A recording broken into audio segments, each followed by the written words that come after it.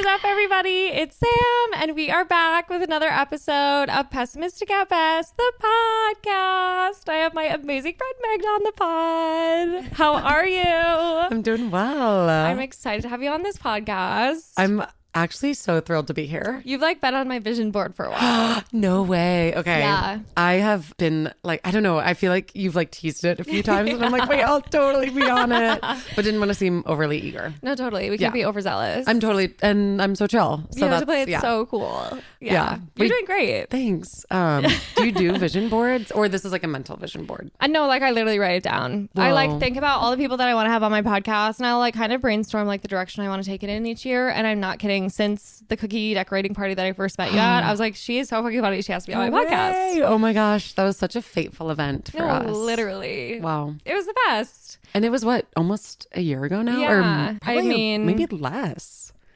Probably just under, because I'm assuming that was right before Christmas. I think so. I believe Annie's doing it again this year, so hopefully you're there. Yes. I think she was planning it for when you're back from vacation. She did. And that is actually so sweet of her. She was like, I want you to be back. And I was like, that is the most meaningful thing to me ever. A crucial player. Yeah. So I'll be there. Will you be there? I'm so going to be there. Yay. I'm actually really excited because I know she wants to do more of the Midwestern cookie swap style this year. I've heard. Which obviously then the pressure is on to make a fun cookie. I know. What would be not to spoil it for anybody who will be there, but what do you think you're going to make? Well, so I was trying to think through a couple different things because I actually love cookies. I would say that's my go-to dessert. I'm a cookie monster. Ooh, okay. Through and through. But I was trying to think in the spirit of actual cookies you can decorate with frosting and stuff. Right. Okay. So the whole premise is cookie swap. People bring cookies and then you decorate the ones that people bring. Okay. She was kind of if you want to bring cookies that aren't really you shouldn't fucking put frosting on them, you can do that. Okay. And then you would just maybe give those ones out, but there should be enough that people can decorate. Right. So James's mom makes these cookies. They're really small. They're honestly probably some type of sugar cookie. We've never made them ourselves, but she calls them spritz. Have you ever heard of that? No, I haven't. I hadn't until I met Becky Arbaje, but she makes them every year. They're really tiny, and I'm not kidding. I eat pounds of spritz every year. Whoa. So what are they made of? What's the flavor? They're definitely sugar cookie vanilla-esque based. They're really small, so they're all classic cookie cutout shapes, Christmas trees, snowmen, whatever. She's doing that kind of thing. And then so kind of similar to what Annie did last year, but they're really light. So you just take one little pop them in. No, you can't stop. And are they okay? So is it the Pillsbury cookies that they sell with the shapes on them? With the shapes on them, is it similar to that or lighter?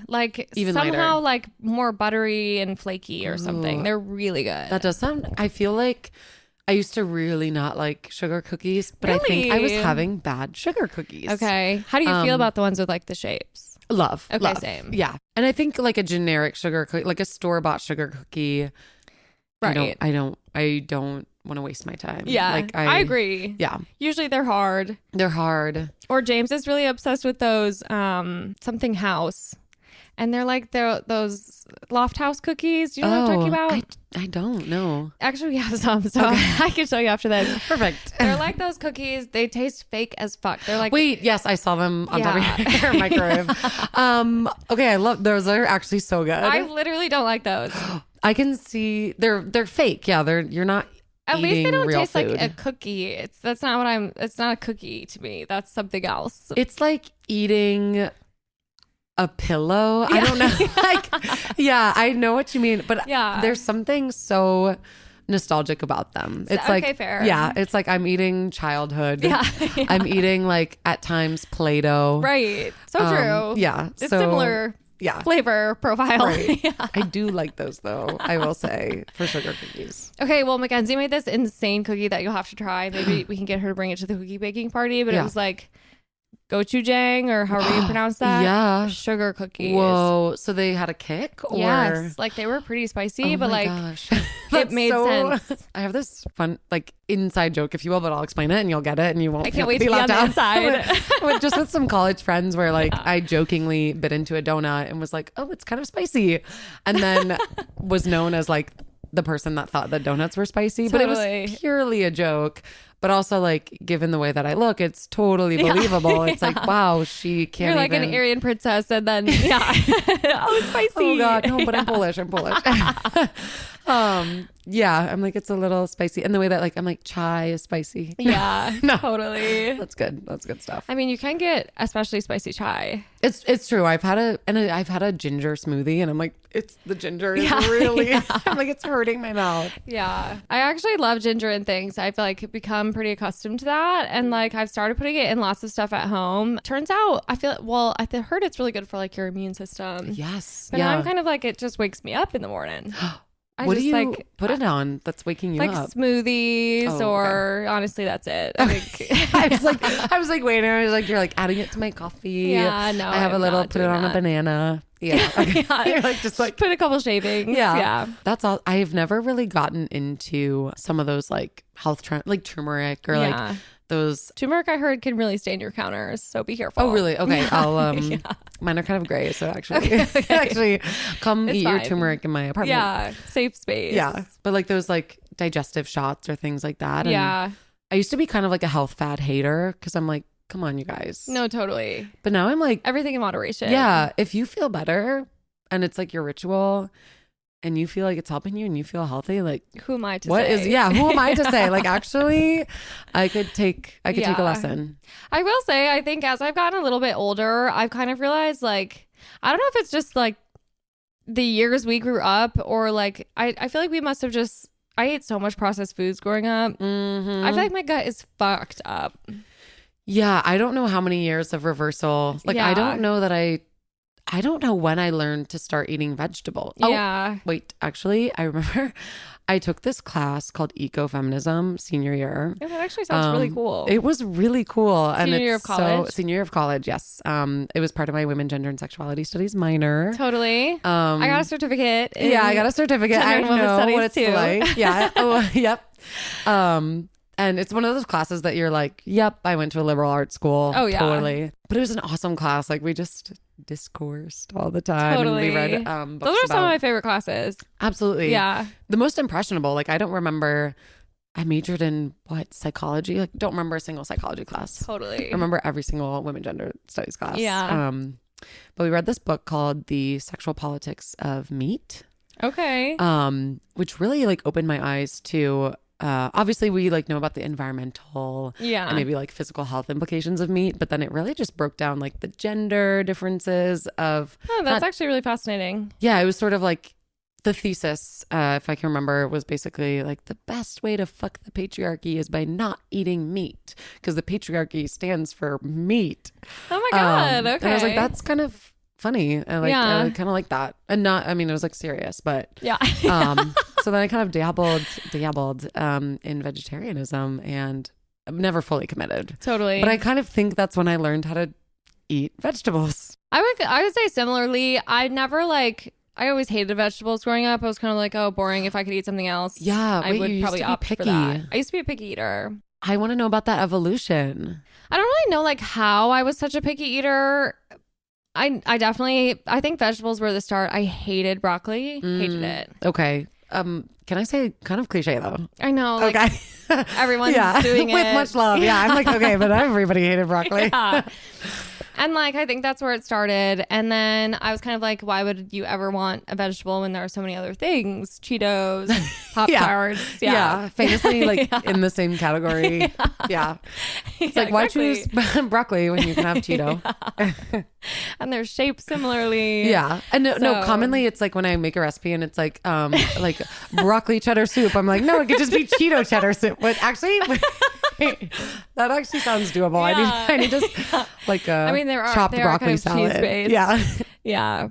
Yeah. A perfect replacement, really. A substitute. Which I have a note, but I want to hear this and then I'll say my thing. Well, and I don't know when I like changed my ways. I think I kind of got to high school and I was like, being picky is lame and I want to try more things. I love that as a whole personality. You're like, wait, I hate this. And it was very limiting. I remember being at like friends' parents' houses and like they would make me dinner and I wouldn't eat the stuff. And I'm like, this is fucking embarrassing. So we have to just eat it. Yeah.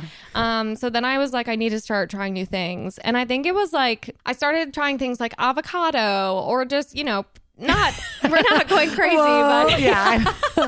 Holy cow. But like my parents, I don't think the whole entire time I grew up, there was no avocado bought for the home.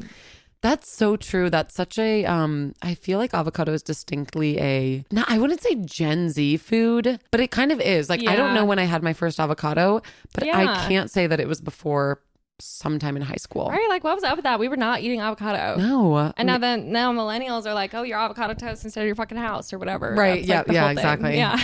Yeah. That's what I'm spending my money on. Yeah. So, and then I will say when I started dating James, his family ate a lot of sushi, which I also had not previously been exposed to.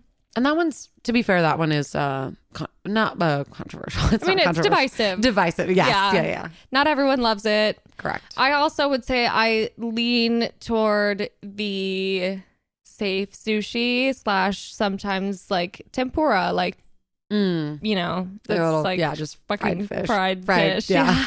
So it's extremely safe. It's not actually raw, but I can get down with like a salmon or an imitation crab. Oh yeah, yep. So when I studied abroad in Chile, I went to go get sushi with my host family. They had chicken sushi, cooked chicken sushi. Oh my God! And I was like, this is the most Chilean thing, I feel like. Yeah. That kind of seems like maybe it's no longer sushi. It's just like chicken on a roll. Yeah, and it wasn't bad, but it's like, well, at that point, like, just go get fried chicken or go get, if you're not going to be eating the raw fish of it all. Right. That's what kind are we of the doing? whole point. Yeah. So that really was eye-opening. Yeah. Wow, that's crazy. Yeah. Was that like massive? Like, how big were those bites? No, they were still like normal sushi. It was just like, with like a really little small piece of chicken. Yeah, just like a small piece of chicken instead of the little cube of fish. Yeah. So that was a memorable experience. Absolutely. Clearly one of the few meals I remember from that time. Yeah. Well, we have to have those. Yeah. I remember when I first started exploring food too, I was like, I just want to try everything. So, and now I would say I'm really not a picky eater. I am still one of those people where if I find something on the menu that I like, I get it every time. Yeah. I think I used to be I'm like, I have to try something new every time. Life is short. Try something new. Yeah. But in adulthood, when I'm like, I am spending here in Chicago, maybe $30 on this meal, on this casual meal, maybe more. I want to know what I'm getting and I want to have a good time. And it's tough to risk it and then be like, shoot, I should have gotten 100%. my tried and true. Do you look at the menu before you go to the restaurant? Are you one of those? I do. And I wish I wasn't because I love being chill and spontaneous. Yeah. But I love to know. Yeah. And it's like, what's the point in fucking around with like your meal? Yeah. No point. No. We only get maybe 2 or 3 a day. Like it's like that's when you think about it that way, it's not a lot. Yeah, that really puts things into perspective. Yeah. Yeah. Do you eat breakfast? I do. I usually eat like a little, if I go in the office, I'll eat like a little yogurt. And then if I'm at home, I'll probably also eat a little bit of yogurt. With like a banana. Yeah. Yogurt is classic because you get like on the go yogurt. Like you could just grab one and leave the house. Yeah, exactly. It's nice. Yeah. I don't like to spend a lot of time on it. I wouldn't say. Yeah. But I definitely oftentimes just wake up hungry and I'm like ready to go. Honestly, same. Yeah. It's hard because I think working from home has actually changed my eating schedule quite a bit. Ooh, okay. Where I used to like wake up in the morning and I would be hungry. Plus I knew that I had my long commute or whatever. So I'd eat a little something before I left the house. Right. Which was pretty early, probably like 7 or something. And then I'd be hungry for lunch by like 10:30, 11. Yeah. Like an elementary school kid lunch. Yeah. And then, you have to like, all of a sudden you're starving for a snack at like 3. Yep. And you hit this weird wall. And then you like come home and you're starving by the time you get home. And then it's like impossible to cook yourself a meal while you're starving. So you have to have a snack. Mm-hmm. It's so hard. Yeah. But now I wake up and I feel like I've actually gotten into the awful habit of I get right on my computer. Like I wake up at the time of my first meeting starting. Yeah. Which I need to break. It's really bad. That is hard. And that's like 8:39. So then I don't actually eat breakfast until like 10:30. And so now it's all been pushed like way back. Yeah. We had to start late, you guys. Literally. Yeah. You're telling your little stomach. Like, sorry. We're on a different schedule. But it's also because I have immediate access to my fridge. It's like I don't get as hungry or something. Like I know that it's there. Yeah. So you're not as like thinking about it. Yeah. I get that. I feel like, and some days I'll like just go and like start work and it's like 11 and you're like, oh, well, I might as well have like a little weird brunch thing. Yeah. But yeah, I used to like get up right before the meeting, and I still kind of do. Like when I don't have to go in the office, I'll definitely just like sleep in till when I need it. I wish I didn't do that. I know, but it's hard habit to break. I know. I'm really envious of people who can thrive off of like 7.5 hours. Like I have friends where it's like that's what they need and that's what is good for them and can maintain that. And I'm just a 9-hour. Yeah, I love sleeping. Yeah. It's awesome. It's so good, and it's tough when it's just like I cannot be going to bed at 9 or 10. Yeah. To then wake up at 7. So then I know. Yeah. Me neither. That's way too early. What time do you like go to sleep?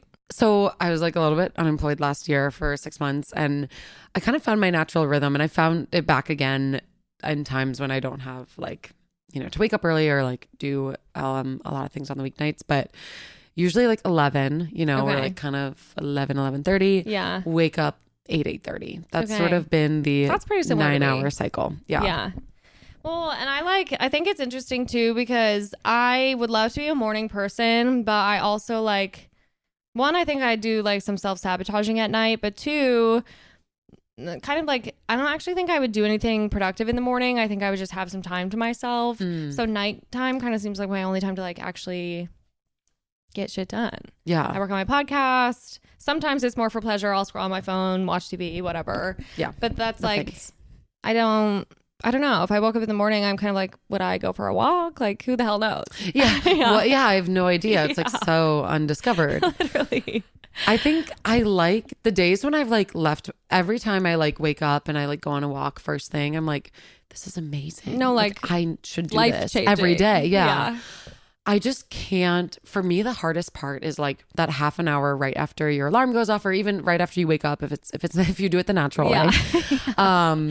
But it's that 30 minutes where it's like I just can't get out of bed immediately. Same. And I'm unfortunately on my phone. Yeah. Doing nothing. Maybe like playing a game. Maybe like we're doing like connections that day, or like the Wordle. Yeah.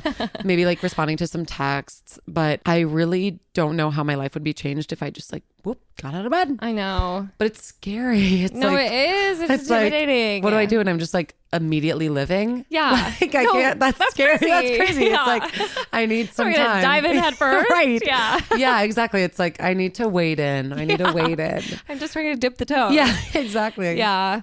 No, I'm guilty of that too. And I also, Evan actually inspired me. I haven't actually tried it. However, it's, still inspiring. Yeah. We have to leave something like like a pipe dream. Yeah. It's still, I'm always inspired by it. I think about it constantly. Yeah. Oh, he like leaves his phone in a completely separate room. But it's also still his alarm. So he has to get out of bed physically in the morning to turn it off. I like love to hate to hear that. I hate to love to hear that. I don't know what no, it's like I hear that and I'm like, I've heard that. I've seen. No, right. Everybody says. Yeah, everybody says. And I've heard that. And I've seen the little thing where you put your phone on you do that little alarm clock that's like on wheels and it like bounces around your house and you have to go up and grab it. Yeah. It actually feels like doing the polar plunge. No, it's totally. Like you're immediately like. It's kind of like, why would you ever do that to yourself? The world. Yeah. I've also seen those like lock boxes that they have for your phone where it's like, you can't access this for 5 hours. Yeah. And I'm like, that could be so good for me. And yet totally. I can barely put my phone in the other room and walk away. No, same. Every time I don't have it, I literally get on my Apple Watch and make it make a noise. I'm like, where'd it go? Yeah. Yeah. It has us in such a chokehold.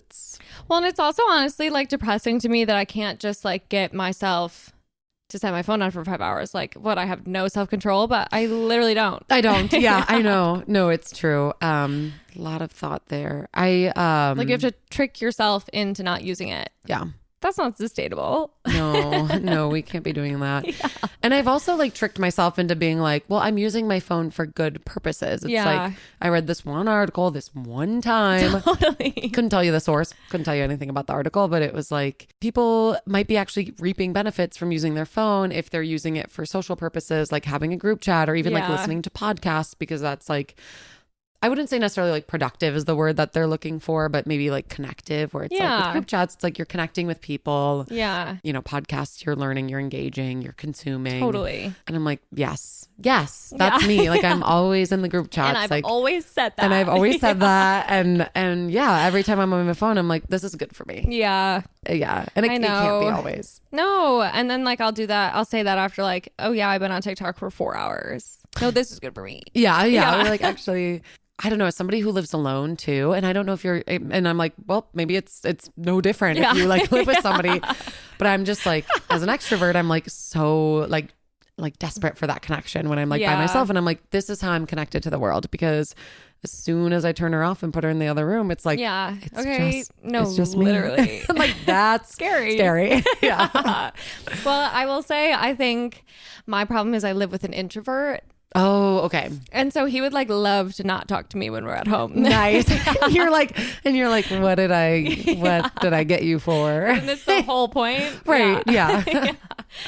So, which is, we struggle with that. It's actually really funny because that's like one of our main, like, he's like, I just need some time by myself. And I'm like, I am so lonely and bored.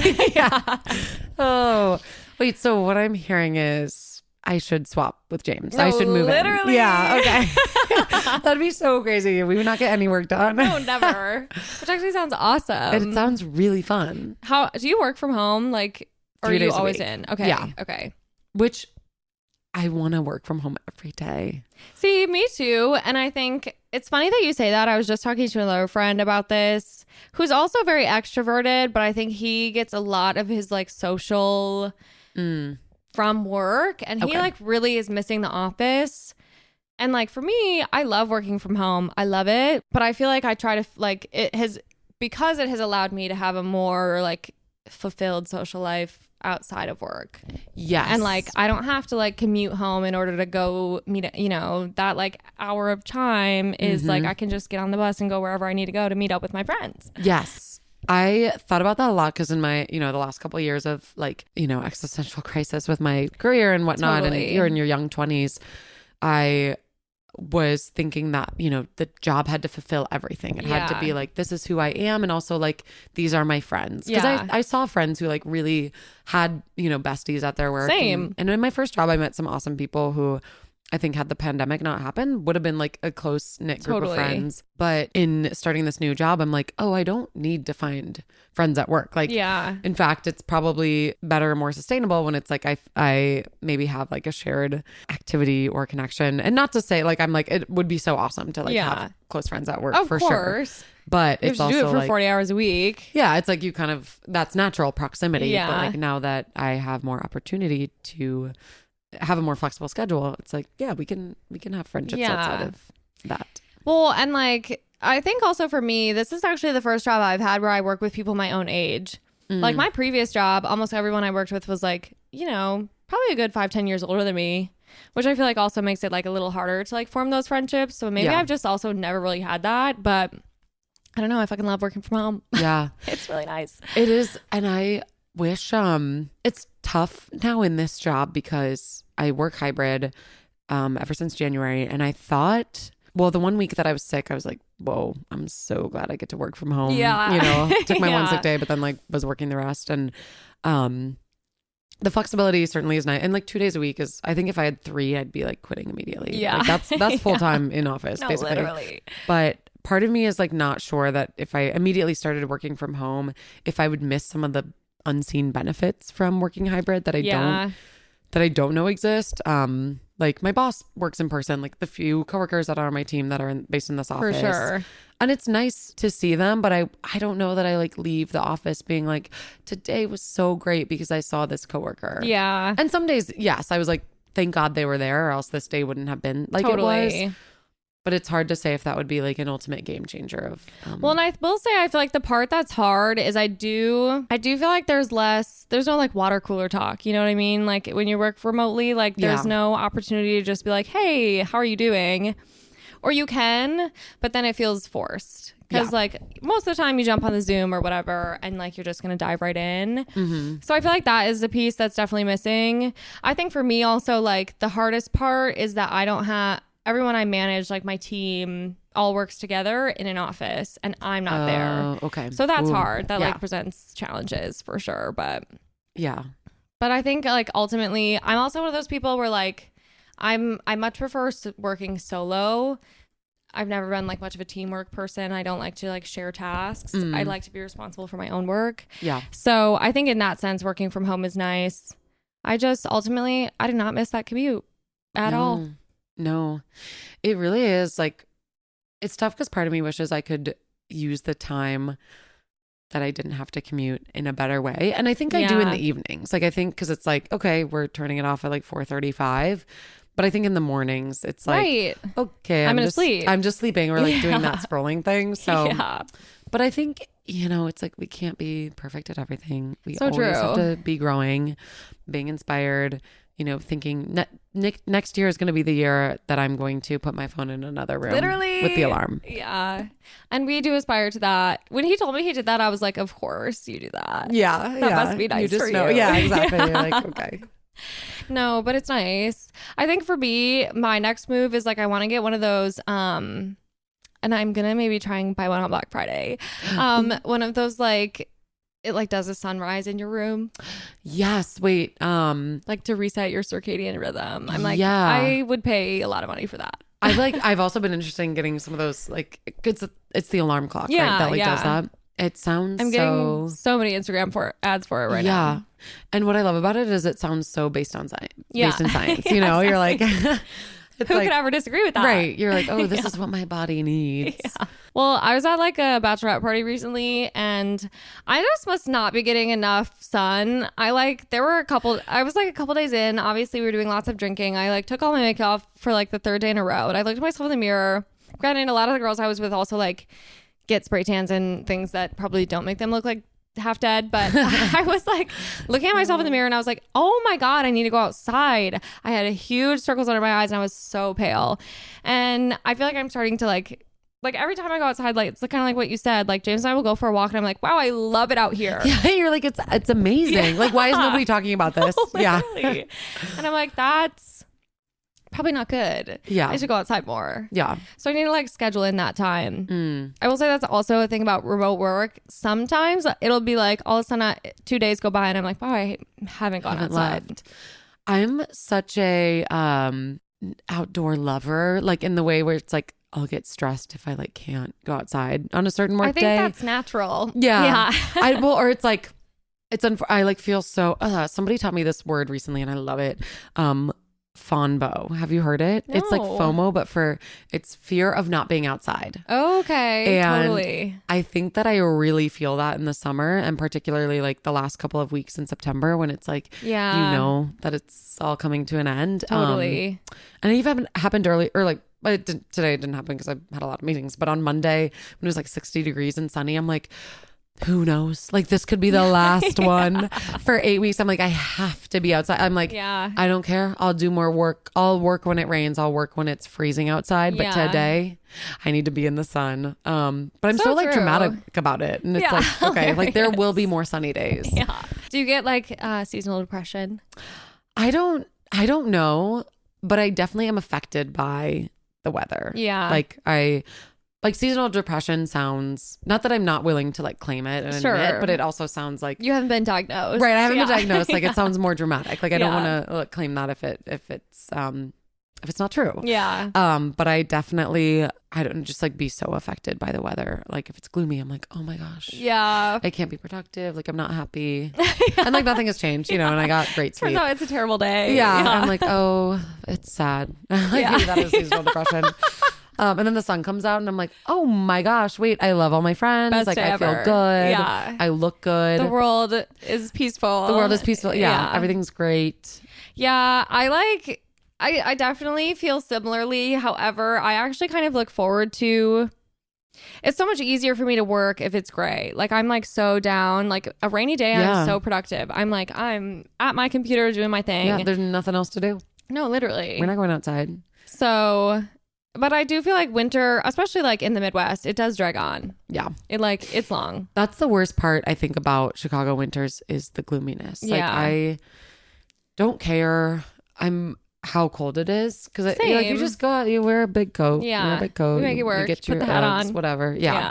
Mittens. But it's the gloomy that's really debilitating. Well, and I've actually been surprised how like we don't actually get as much snow as I was expecting here. No, it's really sad. I feel like that's the whole point of winter. It's like, why be cold if you're not going to be beautiful in that way? Yeah. So true. Yeah. It does feel kind of like we're missing something. No. Yeah. And it like, I feel like I have such fond memories of like sledding and like doing the outdoor activities. Yeah. But there's like 2 rinks in the city. Yeah. So there's true. Not a lot. There really isn't. But are you like a big ice skater growing up in? I used to ice skate. However, the last time that I like really went ice skating was New Year's Eve, and I was still living in Milwaukee at the time, so this was actually a really long time ago. I was with my parents, and my mom, who is notoriously really clumsy. She like some kid took her out like behind like her knees. No. And she went down really hard and like completely broke her wrist. We spent like New Year's Eve in the hospital. It was so crazy. Oh my gosh. That's like, I'm so risk averse at times where I'm like, just hearing something like that, I'm like, I don't ever want to do it. Like, I love ice skating, but like not that much. I know. I'm the same. Like, to me, anything physical like that, I'm so unwilling to have that be like how I hurt myself. I don't know. Yes. Yeah. And I've said this recently. Famously, I'm like known for not liking skiing and kind of same. Yeah. Oh my gosh. Wait. I can't believe we haven't talked about this before. But someone recently was like, "Wait, that's so surprising. Like you're so like physically active." That and actually I'm like, does really surprise me. Yeah. It's kind of a new thing. This whole like physical active part of my. That's like in the last couple of years, and that's great. Yeah. No, it's been fun. You know, what can I say? It's been good. We're doing it. Been loving like trying new things, like the whole like biker girl thing is like that's new over the last couple of years. That's really cool actually, because biking also terrifies me, especially in the city. Yeah, as like it probably should. Yeah. But oh my gosh, knock on wood here live on the podcast. Haven't had too many close encounters, but I also play it very safe. Like I'm not like trying to like run red lights. Like fair, you know, I'll like stop if I need to. Like I'm not trying to teach cars a lesson. Yeah, like I'm trying to. They don't like that. Yeah, they do not like that. Yeah. Mostly I'll just be like passive aggressive. Like we'll be at a stop sign or like something will happen where a car like didn't see me, and then they'll be like go go go go go, and then I'm like no. You go. And I like totally like refuse to make eye contact. And I'm like, just fucking go. Like I'm already stopped, you know? Sorry, which it is so much more work. No, swear friendly podcast. I literally have to mark every episode as explicit. That's so funny. Okay. But they're some of my favorite words. Yeah. So I think it's fine. But you hate skiing. But I hate skiing. Yeah. I was in my middle school skiing club, which was just like, okay, same. Wait, really? Yeah. Whoa. Wait, we have the same childhood. Was it just like on a man-made like?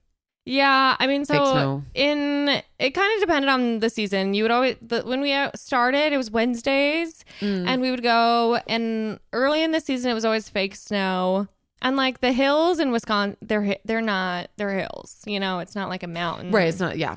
It's not a slope. Yeah. But they would like definitely make a lot of snow. Really, honestly, quite boring. They weren't very crazy. But it was like Tyrol. There were a couple, Cascade. And we would like go to a couple different ones. And yeah, I don't know. I like did it back then, but I can't seem to pick it back up. Same. So I have a pretty similar trajectory where I did it for like 1 year. Feel like I think I tried snowboarding, hurt my wrist a little bit, but like still was like excited to be there and still like trying to do the bunny hill. Maybe graduated to like a blue, green, black, whatever. I think accidentally went on a black one time, ran somebody over. Like I like pizza all the way down a black one time, like all the way down. Yeah, I love the pizza. Yeah, safe. It's safe. Yeah, it's comfortable. And so I did that. Didn't revisit it, and then a friend who grew up skiing, whose dad lives in Park City, Utah, invited me in college. And I was like, yes, like I will go. Like, and he was like really confident in me. He was like, it's like riding a bike, you know? And I was like, yes, totally. Like, I believe you. I'm so excited. And even more so, I was like, it's for free, you know, or like I have to pay for like rental or whatever. Is but really like, nice. Yeah. It's like, oh, I don't really care to spend hundreds of dollars on this activity. And skiing can be expensive, like extremely. Totally. I'm like, okay, good. I don't need to pick it up. But I went, and so his dad's kind of like a ski instructor there for kids too. And I think they both were like, perfect. Like, Magda, just come along. Like, you'll do a couple of small hills. I think they were like so shocked to find out that I was so incompetent. Yeah. And I was, my friend, we think he has like undiagnosed Raynaud's, like he like can't, like is such poor, purple, like such poor circulation. Had the little like heat pads in his gloves. Meanwhile, like I'm sweating through my clothes, like I'm like hot, like I have a death grip on the like poles, and like my feet are just so hot. And I was like feeling, yeah, every muscle was tense. Like I was so tense, and I was just so scared to let go. And I think that's just a metaphor for everything else in my life, but we don't have to get there.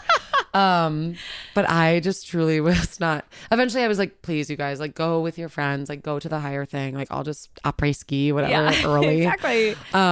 And then I think he made me go onto one of like the blue or green, like the next level up. And like, it was so scary. Part of me was like, I'm going to just go on my butt. Yeah. But like, it was clear that I just like couldn't do that the whole time. So I kind of had to like let it go, and like, maybe had spurts of fun, but then it was like clearly like immediately overshadowed by fear. Yeah. So I kind of made a vow to never go again. No, 100%. Well, if it makes you feel any better, because my mom was notoriously bad at everything, we actually like normally don't bring her to stuff like that because she like breaks. Oh my gosh. She breaks all the bones great in her artist. body. She's a great artist. Extremely talented woman. Extremely talented. With a paintbrush. Yeah. Specifically. She went skiing, and like when she was much younger, way before me, broke her leg. Her like she like literally was going down the hill, fell, and then her like bind didn't release. So so it was like, and then it gets like contorted. So bad stuff happened, and then she had her broken leg, and then she was obviously in like a cast and doing crutches and whatever. Fell down the stairs, literally like broke her other leg. Oh no. Or like her foot or something crazy. Oh my gosh. Like it's just like that. Yeah, what are the odds? Like pretty small. Oh, okay. So it's best to like keep her at the house. Yeah. Like, where's your mom? She's at the house. She's a safety risk. She's at the house. We have to keep her. Yeah. So, and I wouldn't say that I'm like particularly clumsy. However, I am risk adverse. Yes. And I also just like, I'm not a competitive person, and I'm not a particularly outdoorsy person. Okay. I'd ride somewhere in between. I like camping, hiking, running even. But a little faster pace. But I definitely am like not, I don't know. I don't like do a ton of exploring. I'm not a winter sport girl. I'm really not. Sledding is safe, but those ones are, yes. Oh, sledding is fun. I think I decided that like anything water, which includes snow, because we know it's famously made out of water. Anything water related is immediately scary. Like, I think so too. Yeah, and I think I'm just like, it's a natural fear. It's you know, it's an innate fear. So true. It's ingrained in us. It's ingrained, as it should be, everybody. But it's like, I respect it. I understand how much damage it can do. Yeah. So I don't need to, I love this phrase and I want to start using it more. It's none of my business. No, literally. It's literally none of my business to be in there. No. On the slopes. I have no place in there. the ocean. I have it's like, was I born with gills? Then what do I? So true. Like, was I born with a body full of fur? Then like, what do I need to be doing on the top of a slope? And that makes so much sense to me. Yeah. Yeah. But I love that humanity. It's like, never stop exploring, but also like, so true. Well, I don't know what it is. I don't know if you feel this way. It could be different from like St. Louis, but the Madison to like Colorado pipeline, incredibly strong. Oh, for some reason, and so I hear. Yeah. Like I don't know what's up with that. But so I have a lot of friends who are like very into like the ski snowboard scene. Yes. And I'm kind of like, I will sit at the fire and wait for you guys to get back. Yeah. I think that's where I belong. Yeah. My younger sister went to SAMANTHA Boulder. So I know she got that itch. Yep. She got it. And I went and I was like, I'll do the hiking. Like I do love hiking. Same. I do love to be outdoors and adventurous to a point. Yeah. So it's like I love to be outside, but not when it's like posing in a minute. Okay, totally. So love to visit in the summer, but have no well, and they ski out there like October to April. It's crazy. Yeah, and they like go after work. Like it's such a culture, and I think it's great. I'm like, it's really the people who love it, like the ski bums. Yeah. I'm like, that's awesome that you like find that and you get the thrill. So true. And you don't. Yeah, for me, I feel like the one time I went skiing in recent history, I sat on the ski lift. Oh, and first of all, nobody's talking about how scary the ski lift is. It's scary. So scary. It's like I have to be in the right position. It's just gonna scoop me up. What if my butt misses? I don't know. And then if like you get off, it like I know. I'm like, this is the scariest part. Yeah. Of skiing. During my middle school field trips, there was actually a girl. She's like literally fine now, but she fell off. She like broke her fucking back. Oh, and like, there's just countless stories of people like and can you imagine seeing that? I wasn't on the lift at the time, but like that is so scary. No, it's devastating. And yeah, this guy was like, "Oh, it's my first time back on the slopes," and I was like, "Oh, what happened?" He's like, "Broke my ankle," and I was like, "How long have you been off?" And he's like, "I don't know, 6 months, a year, or whatever." And I'm like, I'm just I think so that'd be unwilling. It for me. That would be it. Yeah. I think I'd really hang up the skis there. Yeah. And they were already rented to begin with. So it's like they weren't mine. So true. I know. Well, and that's like James like skateboards and he's into some of that. Yeah. Oh, okay. Gotcha. 4 wheels. And he like tried to teach me like this one summer a couple times. I got on the board maybe like 3 times. There's no way in hell. I was like, I just don't have whatever that is. Balance, coordination, all of it. Skill. Also like that where you're like sideways, it so feels unnatural where it's like you have to just lead with your and I felt the same way about snowboarding. Yep. I think it's similar. There's no way.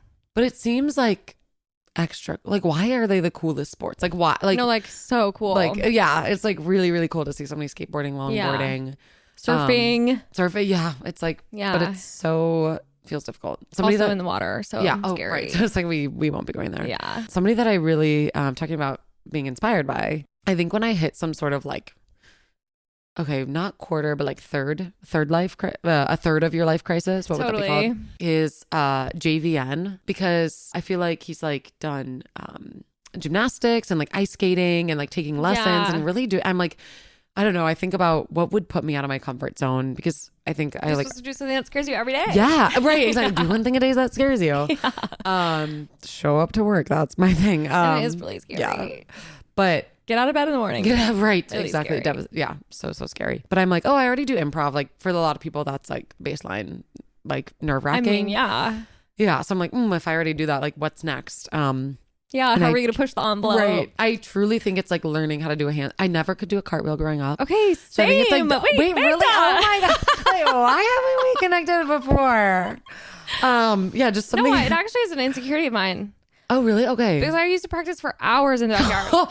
No. Yeah. Oh, that's really hard. But I think I never trusted myself enough to like actually put my full weight above my head. Same. Yeah. I think that would be a really like therapeutic practice for me. Like I think that would really unlock something for me. I love like one of my things that like I'm only realizing in the last like year that is not normal is that I love to do like flips and handstands in pools. I think it's because I can achieve that. Yeah. Like I can do a handstand in a pool because it's like I don't have that. Yeah. I don't have gravity. But I should just start there maybe. Yeah. Oh my God. It's so like I could actually spend like hours like the summer I went to like Lake Michigan and like was doing flips and like handstands and like my wrists started hurting. No way. But it's just like so fun. I'm like, I don't know what inner child is being released. But I'm like, at what age will this get like concerning where they're like, there's our friend Magda. Yeah. She's like, everyone else is just kind of relaxing by the on pool. Her and I'm still like, of the day. Yeah. And like I will do a show. Like I'll be like, and people are like, oh, that's so funny. And I'm like, and I'm having such a good time. I will say, I really relate to that because as much as I like am also probably like pretty water adverse. Yeah.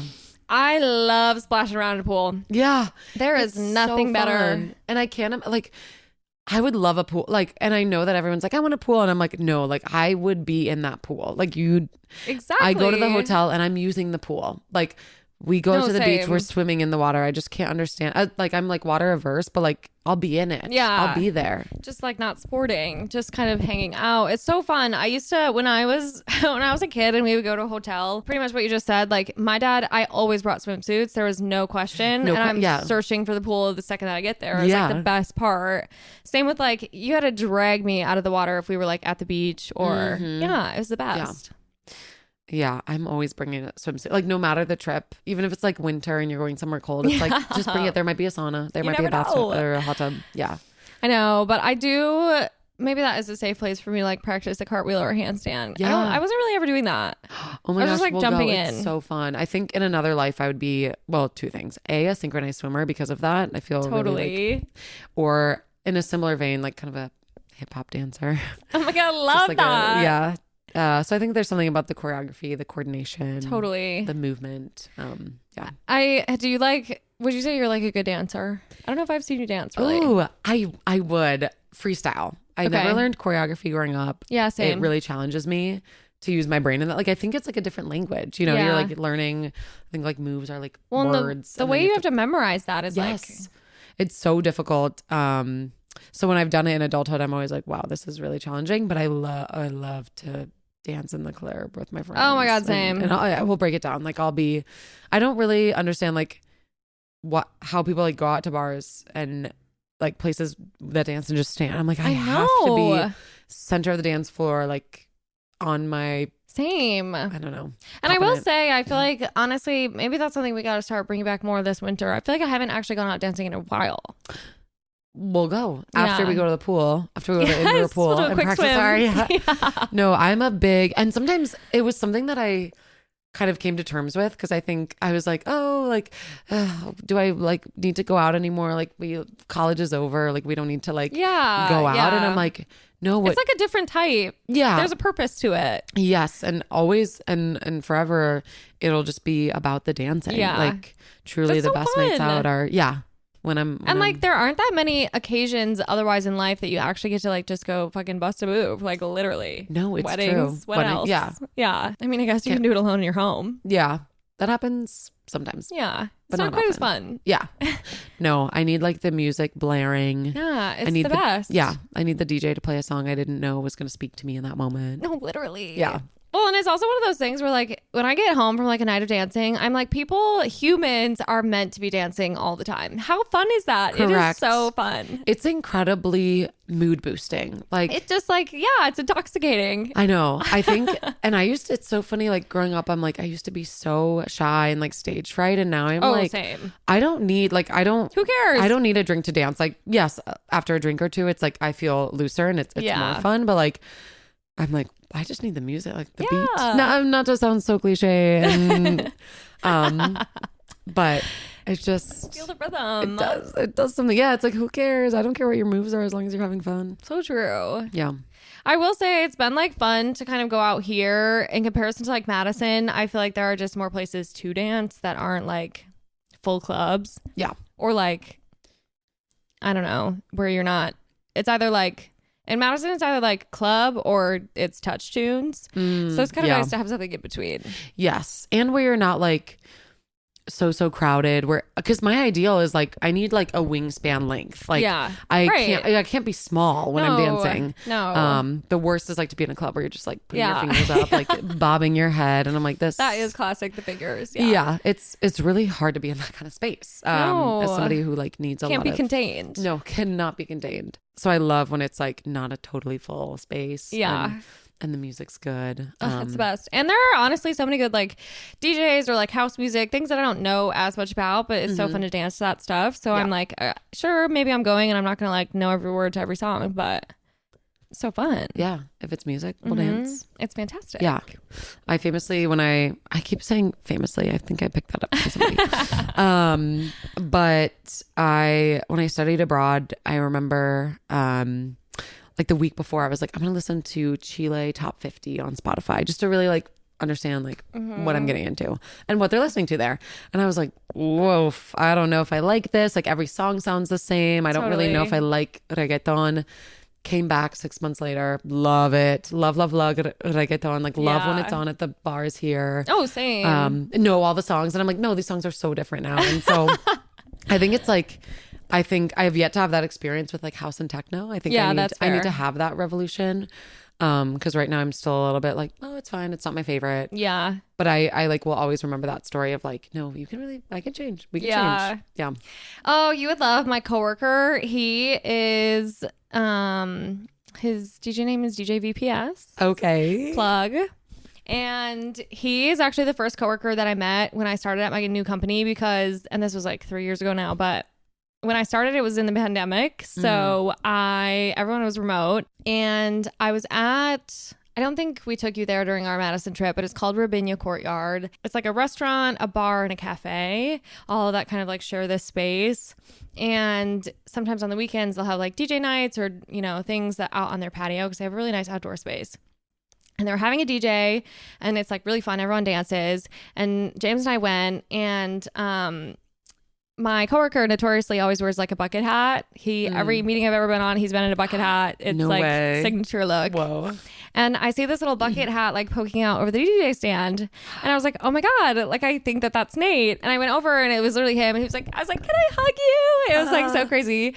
And he was playing like reggaeton and like Afro beats and like, oh my God. And then I went to every DJ set he had in Madison. It was literally so fun. That's amazing. And he would like play. This might have been exclusive to like the venue, but he had like a projector with like the music videos playing in the background. Fun. It was so fun. I feel like I've yet to find DJs, but I'll have nights in Chicago where I'm like, oh, this DJ is amazing. I love what they're doing. And it just can be so mood changing where you're like, totally. Really, the power of music. I know. Crazy. And Chicago's a pretty good city for it. So we have to explore. Maybe we should try some new places. I think we should. Winter bucket list. Get us out the house. Get us dancing. Yeah. I have this like coat that is actually a coat that I wear pretty much every day in the winter, but it's such a great coat for wearing out because I don't care about coat check and I'll just wrap it around my waist because I'm like, who cares? That's smart. I've heard I need to get a throwaway coat. Yeah. Like in case I lose it. I know, but it's like, and I guess mine is kind of a throwaway coat, but it's like, I'm always just going to wrap it around my waist no matter what, matter what. I don't know. Maybe I need to you should do like change my waist. Tied over. Yeah. I have been starting to do that. Because I guess it's not cool to tie something around your waist. Yeah. All the cool kids are doing shoulder. Yeah, I guess so. But, you know, it's tough. Yeah. It really is. Well, I believe it was Owen who said, we have to hit the clubs once a quarter. And I was like, that's reasonable. Once a quarter. Yeah. And actually that's kind of minimal. I can have a higher. Yeah. I think he was also meaning like River North. Okay, so I've never actually been to a Chicago club. We went to one. We've only done it once. It was pretty fun, all things considered. We did have to like literally stay there all night because I actually forgot my ID. But the guy let me in. Oh, nice. Okay. Which was really nice, but then I couldn't leave. So we were there for like 4 hours. Well, because I couldn't have gotten in anywhere else. Oh, like I couldn't have bounced around. See. Okay. Yeah. It would have been home or bust. Okay. So I mean, it was like long. It was a long night, but it was really fun. That's good. There are like levels to those places. I mean, it's actually insane. I wouldn't say like the crowds are fun, but they play good music and the drinks are expensive, but they're delicious. Okay. It's funny because I like when I was younger, maybe like studying abroad, that was something that was like really appealing. Like I'm like, oh, I want to go to these like clubs with like 5 levels to them. That sounded so awesome. And here it's just not. I think mostly for the people, I'm like, oh, that's not. No, not my crowd. Yeah. But at the end of the day, like, who cares if I'm with my friends? Like, I'll dance once a quarter. Once a quarter. It's a good limit, I think. But yeah, I mean, we go to like smaller places around here. Like you've been to like the Whistler. Mm-hmm. Yeah. Really fun. So fun. And like a good sized dance floor where it's like packed, but there's still room. Yeah. Well, it depends on the night. That's true. I feel like I went there once and it was because it was kind of small. But yeah, there's something about dancing. Yeah. It's the best. Okay, well, before we wrap up, I want to do Rose and a Thorn. Oh, okay. I try to do this thought exercise because obviously my podcast is pessimistic at best. Right. So, and I notoriously love to complain. I think I'm pretty good at it. But I think it's also good to like think about the good things too. Yeah. So we can do Rose and a Thorn of like the last week. Of the last week. Okay. Yeah. Racking my brain. Like Rose just okay, because we're not doing Bud. We can do Bud. Okay. I love Bud. Oh, that's okay. Okay. Yeah. I'll limit to Rose and Thorn. Okay. Should I start? I would love for you to start. Okay. Thorn was, well, I was in New York this past weekend visiting a friend. So I would say the Thorn was that terrible time. It was just bad. No, it was great. But Thorn was accidentally staying up a little too late on Friday. Totally. And so just being kind of utterly sleep exhausted the whole weekend. Yeah, that'll get you. Yeah. We're like at that big age now where I'm kind of like, oh, if I stay up all night, it really impacts me. Yeah. And normally it was quite shocking because normally I can't, like I just in my Chicago life like would not seem, it's like midnight and I'm like, all right. Bye. Totally. You do kind of, you go home early. Not early, okay. But like I feel like you know and head out. I never do. Okay. Well, I think it depends, but I think mostly it's like, I just am like, you know what? I think I want to have my Saturday. Yeah. But I love to just follow the night. But I think I have gotten a little too rational. I don't have that forethought. So I'm kind of like, I stay till the bitter end. Yeah. Until the bitter. And then I suffer. So that's kind of what happened on Friday. But we also kind of had a late dinner and then we were with friends and that was all great. And it just sort of happened to be like 3:30 and we were like, whoa, okay. Totally. Yeah.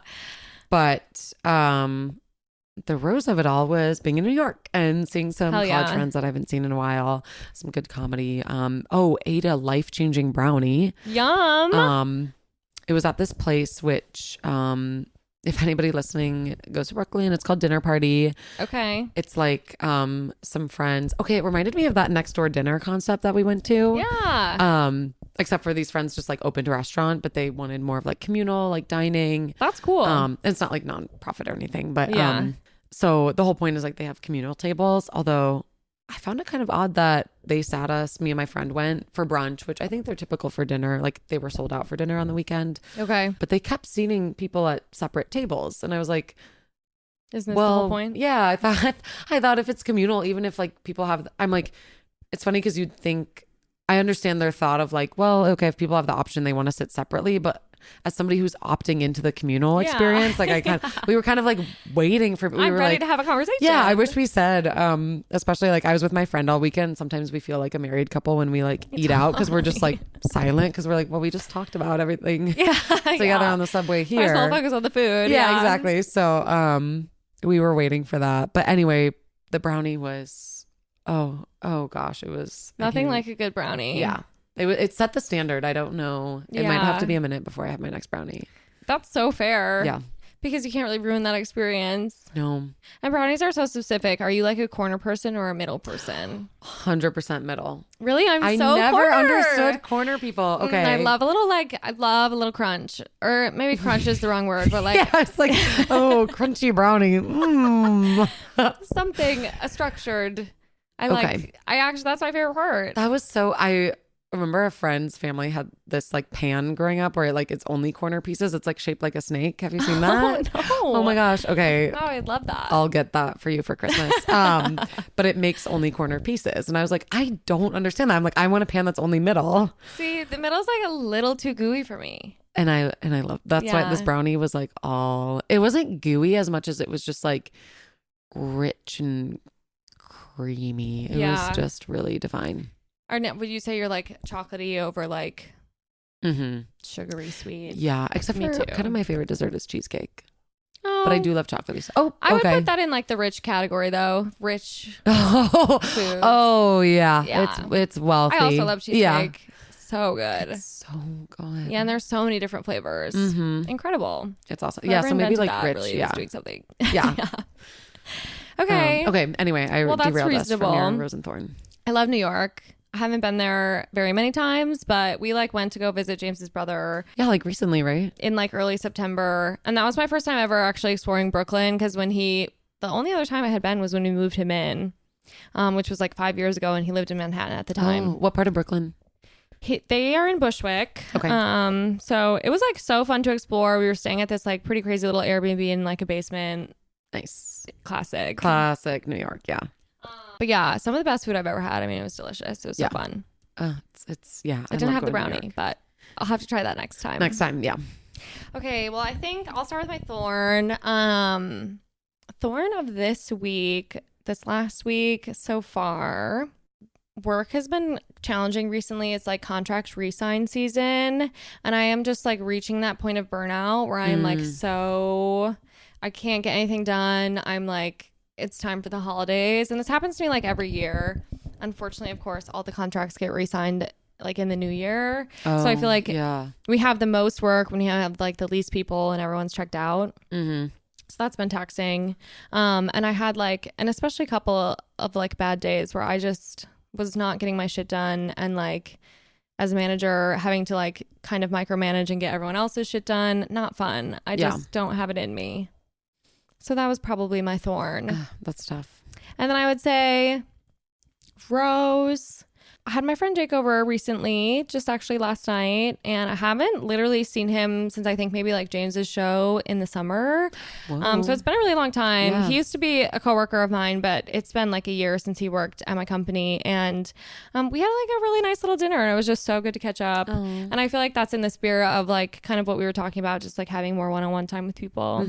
So I feel like winter is just the season to do that. It is. 'Tis the season. Literally. Wow. I'm excited. I love that. It's kind of nice to just like slow back down. I think normally I'm not excited for winter because it means like I don't see people as much, but now I'm kind of like, I think I'll see people just as much, but I'm ready to like stay inside and just hang and have it be low stakes. Yes. And more like intentional. Yeah. As not that the summer wasn't, it was just, it felt more frantic. Yeah. And now it's like, it feels grounding in a different way. Never so busy in my whole life, which was so fun, and I think I thrive on that. But I think after Halloween I like hit a little bit of a wall. I was like, I need to fucking relax. It's a lot. But I will say on the days when I'm like, I'm just gonna let myself do nothing, it's like, it truly is one of those where it's like, the more you have to do, the more you get done. So it's like I get energized from being like as an extrovert too. It's like I go to thing after thing, and I'm like, this is so energetic to just like go.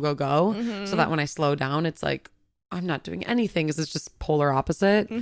But finding a balance. Ultimately, it's all about balance. So true. So hard to strike that balance, but no, we'll get and there. I've never found it. No, but I'm gonna keep searching for it, and that's so important. Yeah. Well, thanks for coming on this podcast. Thanks for having me. This is literally so fun. Also, you're really good at this, so you're not off the hook ever. You're coming You mean back talking? On soon. Yeah. Wow. Oh my God. Wait, tell that to my family. They need to hear that. They need to hear it. Don't listen to the app. Yeah, absolutely. But amazing. Obviously, we're going to do this again soon. It was also a pleasure to have you over for dinner. Oh my gosh. Thank you. And that was so delicious. Your chef is awesome. He's in-house. Yeah. Wow. Yeah. Oh my God. I need to get that. I'm being slow. Borrow him anytime. Yeah. Seriously. Yeah, he's for free too. So that's awesome. Wait, that's even better. But thank you guys for listening, and I will chat with you all again next week. Bye.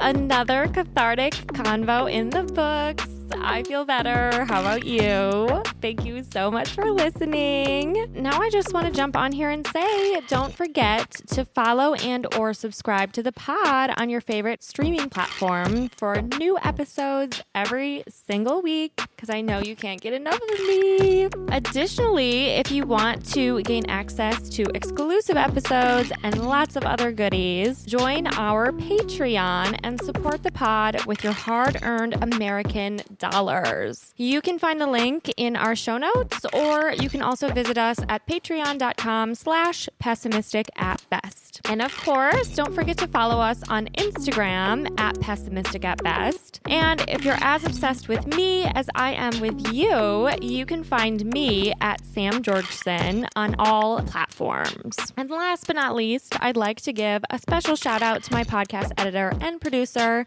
the love of my life, James Arbai, whom I literally could not do this without. So thank you, James. I love you so much. And thank you guys for joining me again this week. I love you too. And I cannot wait to chat with you again soon.